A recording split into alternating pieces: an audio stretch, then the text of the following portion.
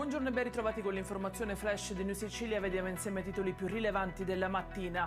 Polo petrolchimico di Siracusa. Ieri un incontro fra il presidente della regione siciliana Renato Schifani e i vertici di Confindustria Sicilia e Siracusa per fare il punto sulla situazione.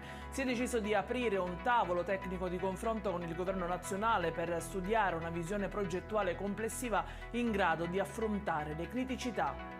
A Enna i finanzieri hanno eseguito un sequestro preventivo per un totale di circa 300.000 euro nei confronti di 4 soggetti. Avrebbero simulato dei contratti di affitto per sottrarsi ai sigilli giudiziari. L'operazione è partita grazie alla segnalazione di un amministratore giudiziario nominato dal Tribunale di Enna che aveva il compito di gestire un appartamento a Monte Silvano. Nuovo caso di violenza nel carcere di Caltagirone. Un detenuto ha aggredito un assistente capo coordinatore della polizia penitenziaria colpendolo al volto con una testata. Ne dà notizia il vice segretario regionale del sindacato Giuseppe Zabatino.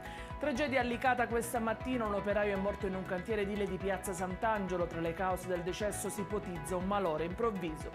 In chiusura il comune di Acireale che apre le porte agli amici a quattro zampe. I dipendenti potranno portare i propri cani in ufficio. La Giunta ha approvato il nuovo regolamento e tra i pochissimi enti pubblici italiani a permettere al momento questa opportunità.